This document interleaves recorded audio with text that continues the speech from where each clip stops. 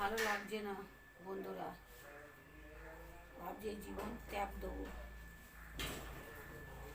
চলুন কী কী রান্নাবান্না করেছি।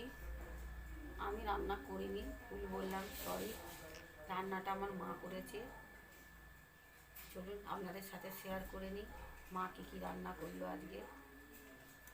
আর সত্যি শরীরের অবস্থা এত খারাপ, যখন তখন আমার ফটোতে মালা দেখতে পাবেন আপনারা।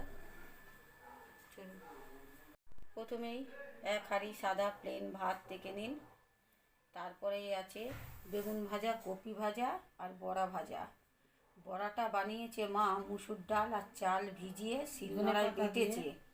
ধনে পাতা আছে, কাঁচা পেঁয়াজ আছে, কাঁচা লঙ্কা আছে, নুন আছে, একটু চিনি আছে, হলুদ আছে, আর সর্ষের তেলে ভেজেছে। মশলা আছে, আর ভাজা মশলা দিয়েছো না? আর ভাজা মশলা দেওয়া আছে, জিরে, ধনে, গোলমরিচ, শুকনো লঙ্কা একসঙ্গে ভেজে পিষেছে। পিষে বড়াটা বানিয়েছে, খুব সুন্দর খেতে হয়েছে। পেঁয়াজ টেস্ট করা হয়ে গেছে।